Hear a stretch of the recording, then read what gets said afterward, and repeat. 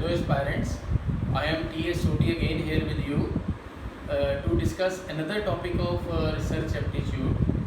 आज का जो हमारा टॉपिक है जो हम आज डिस्कस करेंगे वो है पोस्ट पॉजिटिविस्टिक रिसर्च। ये भी हमारे जो रिसर्च एप्टीट्यूड का नया सिलेबस है उसका पार्ट है और काफ़ी इम्पॉर्टेंट टॉपिक है। अब पिछले लेक्चर में हमने पॉजिटिविस्टिक अप्रोच के बारे में बात की थी, जिसकी थ्योरी ये है कि जो भी नॉलेज रियलिटी की मिलती है सोसाइटी में उसके पीछे कोई ना कोई साइंटिफिक एविडेंस होता है। क्वांटिटेटिव टेक्निक्स को लगा के जो नॉलेज हासिल की जाती है वो एक्चुअल नॉलेज होती है, वो ट्रू नॉलेज है और उसको वेरीफाई भी क्वांटिटेटिव टेक्निक से किया जाता है। तो ये पॉजिटिविस्टिक अप्रोच का जो है थ्योरी है।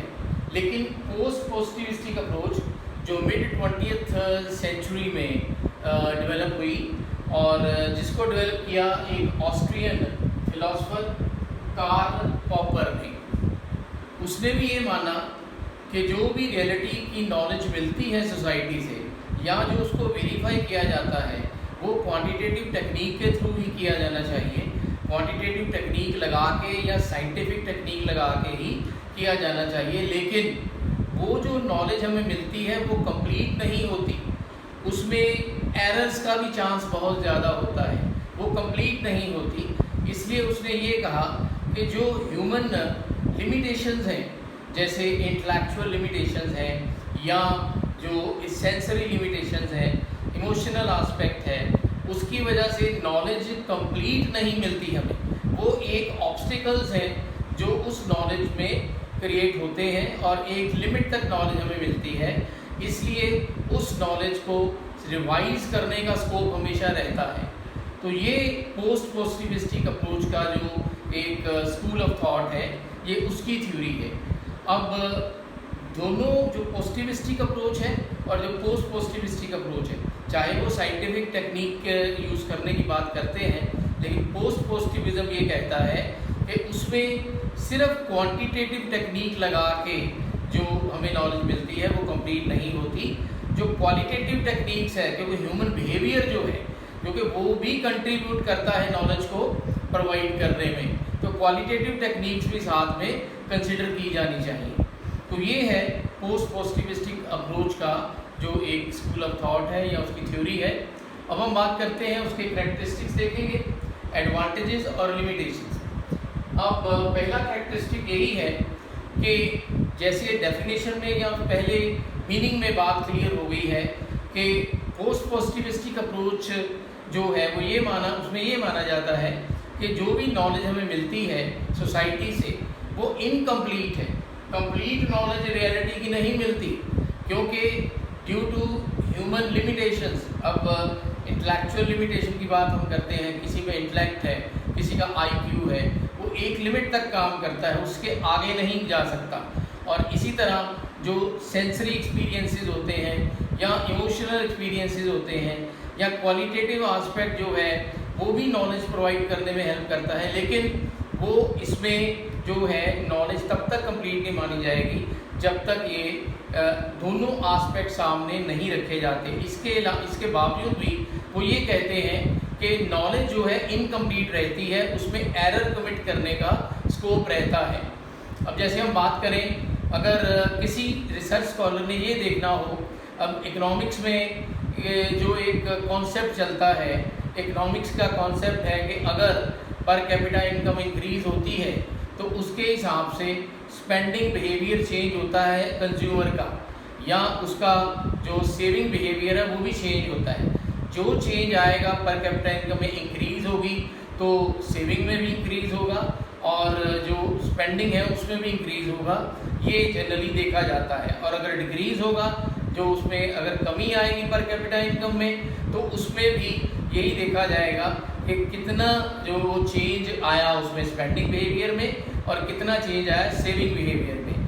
तो ये एक जो थ्योरी है उसके दो एस्पेक्ट आते हैं। एक तो क्वांटिटेटिव एस्पेक्ट आएगा जिसमें जो रिसर्च स्कॉलर ये देखेगा कि अगर पर इंक्रीज होता है या डिक्रीज होता है पर कैपिटा इनकम तो कितने % चेंज आता है सेविंग बिहेवियर में या कितने % चेंज आता है स्पेंडिंग बिहेवियर में, यानी कि वो परसेंटेज कैलकुलेट करेगा या रेशो कैलकुलेट करेगा बिटवीन सेविंग एंड स्पेंडिंग और between changes in the saving and spending, या कितना चेंज उसमें हुआ जो पर कैपिटा इनकम है तो उसके अकॉर्डिंगली कितना चेंज उसमें आया, तो एवरेज कैलकुलेट कर सकता है। लेकिन ये नॉलेज कंप्लीट नहीं है, इसमें क्वालिटेटिव एस्पेक्ट को बिल्कुल इग्नोर किया गया है। अब स्पेंडिंग बिहेवियर सिर्फ इनकम लेवल पे डिपेंड नहीं करता, कुछ क्वालिटेटिव कॉन्सेप्ट होते हैं, टेस्ट अबाउट सर्टेन प्रोडक्ट या inclination towards any activity like saving. कुछ लोगों का जो इंटेंसिटी होती है कंज्यूम करने की ज़्यादा होती है, कुछ की इंटेंसिटी सेविंग करने की ज़्यादा होती है, तो ये एक बिहेवियरल एस्पेक्ट है। इसी तरह स्टेटस कॉन्शियसनेस भी होती है किसी पर्टिकुलर स्पेंडिंग बिहेवियर को लेके या सेविंग बिहेवियर को लेके, तो ये एस्पेक्ट क्वालिटेटिव एस्पेक्ट है, तो ये इसमें नहीं आएंगे, तो इसलिए नॉलेज जो है वो इनकम्प्लीट रहेगी। मोरओवर उसमें एरर का भी स्कोप रहेगा। तो ये जो पहला कैरेक्टरिस्टिक्स है incomplete knowledge of reality. Fallible observation, जैसे अभी हमने बात की कि पोस्ट पॉजिटिविस्टिक अप्रोच में ये कहा जाता है कि ह्यूमन बीइंग जब भी एक्सपेरिमेंट करेगा, चाहे वो साइंटिफिक मेथड यूज़ करे, क्वांटिटेटिव मेथड यूज़ करे, any researcher is bound to commit errors, error आएगा ही आएगा, उसमें एरर करने का उसमें एप्रीहेंशन रहता ही रहता है। इसलिए ये फैलिबल ऑब्जर्वेशन में यही कहा जाता है कि एरर कमिट किया जाता है, एरर जो है वो उसमें हमेशा रहता है, उसका एप्रीहेंशन हमेशा रहता है। इसलिए फैलिबल ऑब्जर्वेशंस का स्कूल ऑफ थॉट इसको क्रिटिकल रियलिज्म बोलता है। क्रिटिकल रियलिज्म में ये ह्यूमन एबिलिटी पे डाउट होता है कि वो सही 100% सही ऑब्जर्वेशन लेके आएंगे या 100% सही फाइंडिंग्स देंगे। वो इस बात को देखते हैं कि 100% सही फाइंडिंग नहीं आएगी, एरर होगा ही होगा, और उसमें रिवीजन का स्कोप रहेगा। जो भी फाइंडिंग सामने आएगी, जो भी नॉलेज हम हासिल करेंगे, उसमें रिवीजन का स्कोप रहेगा, क्योंकि there is always scope of error. इसके बाद है ट्रायंगुलेशन। अब ये जो ट्रायंगुलेशन का मतलब ये है कि जो एक आपके जो पोस्ट पॉजिटिविस्टिक अप्रोच के एडवोकेट्स हैं वो ये कहते हैं कि एक पर्टिकुलर रिसर्च स्कॉलर जो रिसर्च करेगा, चाहे वो क्वांटिटेटिव टेक्निक से करे, लेकिन उसमें उसका जो आएगी फाइंडिंग वो ज़रूरी नहीं कि बिल्कुल एरर फ्री हो, उसमें एरर आएगा ही आएगा। इसलिए उससे हमें कंप्लीट नॉलेज नहीं मिलेगी रियलिटी की। इसलिए वो ये कहते हैं कि डिफरेंट रिसर्च साइंटिस्ट ने अगर किसी सब्जेक्ट पे रिसर्च की है तो उनकी फाइंडिंग्स को इकट्ठा कर देना चाहिए, अमलगमेट कर देना चाहिए, जो उसको ट्रायंगुलेशन बोलते हैं। ठीक है, एरर उसमें भी होंगे, लेकिन उसमें से बेस्ट पॉसिबल जो थ्योरी है वो निकल के आ सकती है। तो ये इसका एक और कैरेक्टरिस्टिक्स है। इसके बाद देखते हैं कि there is no difference between scientific reasoning and common reasoning. अब साइंटिफिक रीजनिंग तो क्वांटिटेटिव टेक्निक से अप्लाई होती है, और जो कॉमन रीजनिंग है वो क्वालिटेटिव एस्पेक्ट से अप्लाई होती है। जैसे हमने शुरू में वो पर कैपिटा इनकम की एग्जांपल में देखा कि सिर्फ क्वांटिटेटिव टेक्निक पूरी नॉलेज नहीं देगी कंज्यूमर बिहेवियर की, तो ये नहीं पूरी नॉलेज नहीं मिलेगी हमें कि अगर उसकी एवरेज कैलकुलेट कर लो या रेशियो कैलकुलेट कर लो या उसका परसेंटेज चेंज कैलकुलेट कर लो, तो उससे ये कंप्लीट नॉलेज नहीं मिलेगी कंज्यूमर बिहेवियर की, जो हमें ऑब्जर्व करने को मिलता है। जैसे ही पर कैपिटा इनकम में चेंज आता है, कंज्यूमर बिहेवियर में भी चेंज आता है। तो इसलिए वो क्वालिटेटिव एस्पेक्ट जब तक साथ नहीं आएगा तो वो कॉमन रीजनिंग है, कॉमन ऑब्जर्वेशन है। तो इसलिए इसमें कोई भी डिफरेंस नहीं माना जाता। पोस्ट पॉजिटिविस्टिक अप्रोच में वो कहते हैं कि जितनी इंपॉर्टेंस साइंटिफिक रीजनिंग की है उतनी ही कॉमन जो ऑब्जर्वेशन की रीजनिंग है उसकी है। इसके बाद नेक्स्ट है क्वालिटेटिव एंड क्वांटिटेटिव मेथड। जब शुरू से ही बात कर रहे हैं इसकी कि क्वालिटेटिव मेथड और क्वांटिटेटिव मेथड दोनों को यूज़ करना है अगर हमें कंप्लीट नॉलेज चाहिए। अभी पर कैपिटा इनकम के एग्जांपल में यही बात हमने देखी कि क्वांटिटेटिव टेक्निक से हम रेशियो कैलकुलेट कर सकते हैं, एवरेज कैलकुलेट कर सकते हैं। अगर उसके चेंज आया, उसके कंज्यूमर बिहेवियर में, स्पेंडिंग में चेंज आया पर कैपिटा इनकम के चेंज होने से, या सेविंग में चेंज आया, तो कुछ न्यूमेरिकल वेरिएबल जो हैं वो अगर हम कैलकुलेट कर लेते हैं तो वो एक एस्पेक्ट है। क्वालिटेटिव एस्पेक्ट इसमें नहीं आया, क्योंकि कंज्यूमर बिहेवियर क्वालिटेटिव एस्पेक्ट जो है उससे भी गवर्न होता है, जैसे टेस्ट अबाउट सर्टेन प्रोडक्ट और इंक्लिनेशन टुवर्ड सेविंग। तो ये चीज़ें जो है, या status consciousness about a particular product, अगर किसी का टेस्ट किसी पर्टिकुलर प्रोडक्ट के बारे में डेवलप्ड है या वो स्टेटस कॉन्शियस है उसके बारे में, तो चाहे उसकी इनकम कम भी हो जाए फिर भी वो किसी ना किसी चीज़ तरह से उसकी कंजम्पशन को कम नहीं करता। तो ये क्वालिटेटिव एस्पेक्ट जो है वो भी इसमें साथ लेके चलना है। यही पोस्ट पॉजिटिविस्टिक अप्रोच बताती है कि क्वांटिटेटिव और क्वालिटेटिव एस्पेक्ट दोनों को देखा जाता है अगर हमें मैक्सिमम नॉलेज लेनी है रियलिटी। तो ये थे कैरेक्टरिस्टिक्स। अब हम बात करते हैं इसके एडवांटेजेस क्या हैं। तो एक तो ये फ्लेक्सिबल अप्रोच है। फ्लेक्सिबल का मतलब ये है, जैसे इसमें बात की गई कि अगर एक साइंटिस्ट जो किसी तरह की रिसर्च करता है उसमें एरर्स का स्कोप रहता है तो उसको रिवाइज किया जा सकता है, उसको हम रिवाइज कर सकते हैं, तो रिवीजन का स्कोप है। जबकि पॉजिटिविज्म में ऐसा नहीं है, उसमें जो भी साइंटिफिक प्रिंसिपल के थ्रू जो फाइंडिंग आई उसको अप्लाई कर दिया जाता है। इसमें वो कहते हैं कि there is always scope of revision, इसलिए ये फ्लेक्सिबल है। इसके बाद है ये प्रैक्टिकल अप्रोच है। जब कंज्यूमर बिहेवियर की हमने एग्जांपल के तौर पर जो एग्जांपल बात कर रहे हैं हम, उसमें क्वांटिटेटिव एस्पेक्ट भी आ गया और क्वालिटेटिव एस्पेक्ट भी आ गया। तो पोस्ट पॉजिटिविस्टिक एडवोकेट्स ये कहते हैं कि अगर हम ह्यूमन बिहेवियर को देखते हैं, उनके सेंसरी एक्सपीरियंस को, उनके जो लिमिटेशंस हैं, इंटेलेक्चुअल लिमिटेशंस हैं, उसको भी कंसिडर करते हैं, तो ये प्रैक्टिकल है, ये प्रैक्टिकल अप्रोच हो जाती है और इससे हमें एक्चुअल नॉलेज ऑफ रियलिटी को हासिल करने में हेल्प मिलती है। तो इसके बाद हम बात करते हैं बेस्ट रिजल्ट्स। अभी हमने बात की कि ट्रायंगुलेशन जो है उसके थ्रू डिफरेंट फाइंडिंग्स को, साइंटिस्ट की डिफरेंट रिसर्चेस को अमलगमेट करके जो बेस्ट पॉसिबल है यूनिफॉर्म थ्योरी बनती है वो निकाल ली जाती है। तो ये ट्रायंगुलेशन के थ्रू ही रिजल्ट्स बेस्ट आते हैं, क्योंकि अदरवाइज सिर्फ एक थ्योरी पे डिपेंड नहीं कर सकते। तो इसलिए ट्रायंगुलेशन से हमें बेस्ट रिजल्ट जो है सोसाइटी को मिलते हैं। इसके बाद है there is no discrimination against common reasoning. अभी हमने बात की कैरेक्टरिस्टिक्स में भी कि क्वालिटेटिव जो एस्पेक्ट है, क्वालिटेटिव टेक्निक अप्लाई करना उतना जितना इम्पॉर्टेंट है उतना ही इम्पॉर्टेंट क्वांटिटेटिव टेक्निक अप्लाई करना जितना इम्पॉर्टेंट है उतना ही क्वालिटेटिव टेक्निक को भी अप्लाई करना है। इसलिए जो कॉमन रीजनिंग है जिस पर क्वालिटेटिव मेथड को लगाया जाता है वो भी उतना ही इम्पॉर्टेंट है। इसलिए उसमें अगेंस्ट डिस्क्रिमिनेशन नहीं है इसमें, जैसा कि जबकि इसके ऑन द कॉन्ट्रेरी पॉजिटिविज्म में ह्यूमन इमोशंस को या उसके क्वालिटेटिव एस्पेक्ट को कंसीडर नहीं किया जाता, उसके अगेंस्ट डिस्क्रिमिनेशन होती है।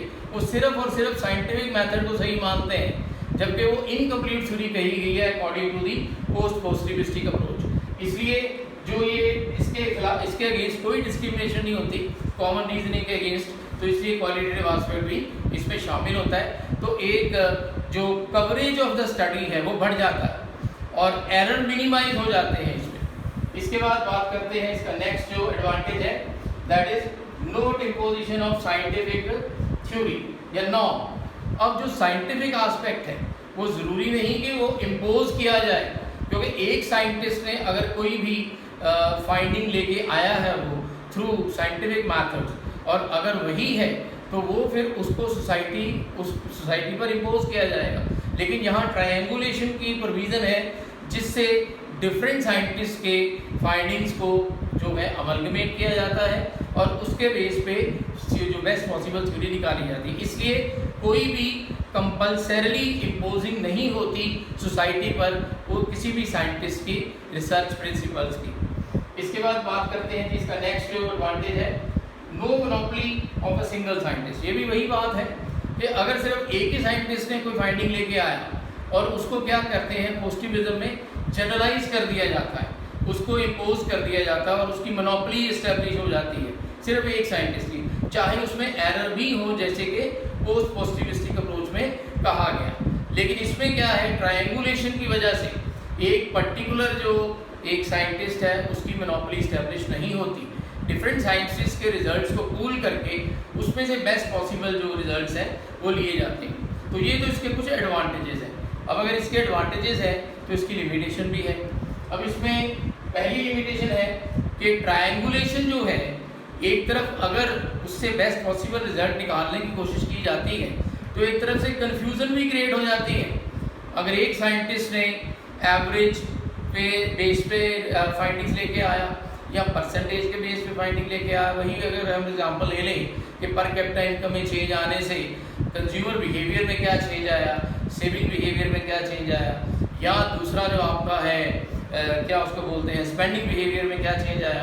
कई बार क्या होते हैं रिजल्ट ओवरलैप हो जाते हैं, तो उनके रिजल्ट ओवरलैप हो सकते हैं परसेंटेज की फॉर्म में या दूसरी फॉर्म में, या कुछ वेरिएशन आ गया तो बहुत ज़्यादा वेरिएशन हो सकती है अगर एरर की बात करें तो इसलिए अगर डिफरेंट साइंटिस्ट के हम रिजल्ट्स को पूल करेंगे तो इसके बेस पे जो एरर आते हैं तो एरर बढ़ भी सकता है और देयर में भी ये कन्फ्यूज़न, तो ये कन्फ्यूज़न क्रिएट करता है एक्चुअली ट्रायंगुलेशन, क्योंकि इससे तो एक बन जाता है जैसे कि वो कहते हैं जी कि jack of all trades master of none, यानी कि एक पे डिपेंड नहीं हुए हमने देखा कि डिफरेंट जो फाइंडिंग्स है इकट्ठा कर लिया और उसमें फिर बेस्ट पॉसिबल ढूंढने की कोशिश की।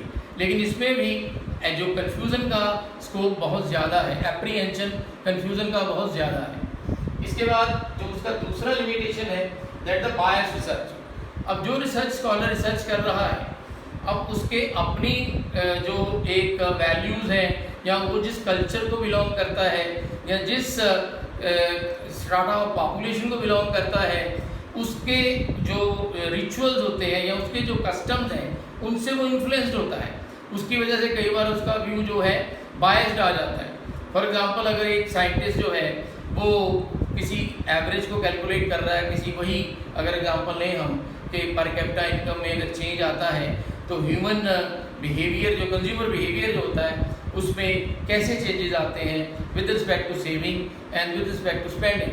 सपोज एक जो है साइंटिस्ट है वो स्टेटस कॉन्शियस नहीं है किसी प्रोडक्ट के बारे में, तो वो क्या करेगा, वो उस तरह से फाइंडिंग अपनी देखने की कोशिश करेगा, वो अपनी उस पर्टिकुलर बिहेवियर को साथ में लेके चलेगा कि मैं तो स्टेटस कॉन्शियस नहीं हूँ, वो तो अगर पर कैपिटा इनकम कम होगी तो मेरी तो जो मेरी स्पेंडिंग है वो भी कम होगी। लेकिन ये वो एक अकेले का जो एक पर्टिकुलर एक थिंकिंग है या उसकी जो एक पर्टिकुलर एक साइकोलॉजी है वो उसकी है, लेकिन उससे वो इन्फ्लुएंस्ड होता है, इसलिए कई बार वो रिसर्च को बायस्ड हो जाती है। इसकी वजह से एक यूनिफॉर्मिटी नहीं रहती, तो इसलिए बायस्ड रिसर्च होने का इसमें बहुत से चांसेस है, क्योंकि बहुत से साइंटिस्ट जब इकट्ठे हो जाएंगे ट्रायंगुलेशन में भी सबके बायस्ड व्यू अपने अपने व्यूज़ होंगे, तो इसलिए वो जो है बायस्डनेस का इसमें एप्रीहेंशन बहुत ज़्यादा है। इसके बाद है सब्जेक्टिव है। अब जैसे हमने बात की कि इसमें पोस्टिविस्टिक अप्रोच में क्वालिटेटिव रिसर्च के जो टूल्स हैं उसको काफ़ी ज़्यादा अकोमोडेट किया जाता है, इससे रिसर्च जो है सब्जेक्टिव हो जाती है। साइंटिफिक टेक्निक से तो एक ऑब्जेक्टिव होता है, हाइपोथेसिस टेस्ट किया, उसको कैलकुलेट किया, एनालाइज किया, लेकिन इसमें क्या है, अब सब्जेक्टिविटी जो है वो एक क्वालिटेटिव एस्पेक्ट है, उससे डेफिनेट रिजल्ट नहीं बनता। तो सब्जेक्टिव होने की वजह से कई बार रियलिटी की नॉलेज यहाँ भी नहीं मिलती प्रॉपरली। इसके बाद है हाइपोथेटिक एलिमेंट। अब जैसे ट्रायंगुलेशन आ गई, ट्रायंगुलेशन में क्वालिटेटिव टेक्निक्स वाले फाइंडिंग्स को भी ले लिया, क्वांटिटेटिव को भी ले लिया, तो उसमें क्या है कई बार क्लैश कर जाते हैं ओपिनियंस, रिसर्चर्स के जो ओपिनियन है वो क्लैश कर जाते हैं और कोई हाइपोथेटिक एलिमेंट आ जाता है। तो हाइपोथेटिकल एलिमेंट जो रिलेट कर सकता है कंज्यूमर की साइकोलॉजी के साथ, या उसका जो स्पेंडिंग बिहेवियर है, या उसकी एक्चुअल जो स्पेंडिंग या सेविंग है, मतलब क्वांटिटेटिव एस्पेक्ट और क्वालिटेटिव एस्पेक्ट का क्लैश हो जाता है। और क्लैश होने की वजह से कई बार हाइपोथेटिकल एलिमेंट जो है वो सामने आ जाते हैं जो कि प्रैक्टिकल होते ही नहीं। तो ये जो ये जो लिमिटेशंस है, इसकी वजह से ये जो है इसको माना जाता है कि क्वालिटेटिव और उसका क्लैश होने का एप्रीहेंशन है। तो एस्पायरेंट्स, तो ये था आज का टॉपिक। अब इसमें हम यही कंक्लूड करते हैं कि पोस्टिविस्टिक अप्रोच जो है वो एक इंडिविजुअल स्कूल ऑफ थॉट है और पोस्ट पॉजिटिविस्टिक एक इंडिविजुअल स्कूल ऑफ थॉट है। अगर वहाँ उन्होंने क्वालिटेटिव एस्पेक्ट को निगलेक्ट किया तो यहाँ क्वालिटेटिव एस्पेक्ट की वजह से कंफ्यूजन क्रिएट हो गई या क्लैश ऑफ ओपिनियन आ गया। तो ये अपने अपने स्कूल ऑफ थॉट हैं। लेकिन ये बहुत इंपॉर्टेंट टॉपिक है, हमारे नए सिलेबस का पार्ट है और इसमें हमें क्वेश्चन जो हैं हम एक्सपेक्ट कर सकते हैं। तो मुझे उम्मीद करता हूँ मैं कि समझ आ गया होगा आपको। And now I again wish you best of luck and keep on preparing and thank you very much.